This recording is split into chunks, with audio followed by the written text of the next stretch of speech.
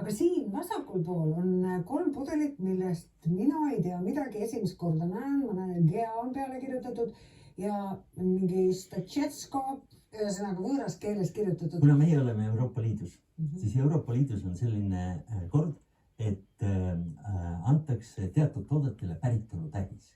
Ainult nemad võivad siis sellist silti kanda ja ma ise olen seda proovinud erinevatel eesmärkidel ja tal on erinev omapärane maitse. No mina olen kuulnud, et kõige paremini maitseb see sama õli GEA nimeline jäätise peal ja üllatus, meil on võimalik seda praegu proovida. Ossa müüke, must, tume, tont. Nii.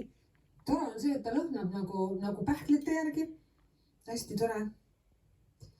Ega stuudios ei ole just nüüd siin väga sünnis süüa, aga proovime ära. Ja nüüd tuleb roheline värgus juba.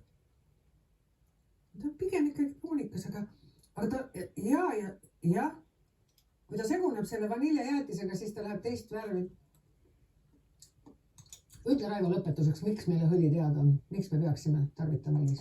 Sellepärast, et meil on organismis vaja asendamatuid rasvhappeid ja nende asendamatud rasvhappete järgi pannaksegi paika õlide järjestus, milline nendest hea ja milline halb. Halba õli ei ole olemas, vaid on vähe maitsev või rohkem maitsev. Aga õlid sisaldavad kõik rasvhappeid ja vähemalt ühte asendamatut rasvhapet. Aitäh, Raivo!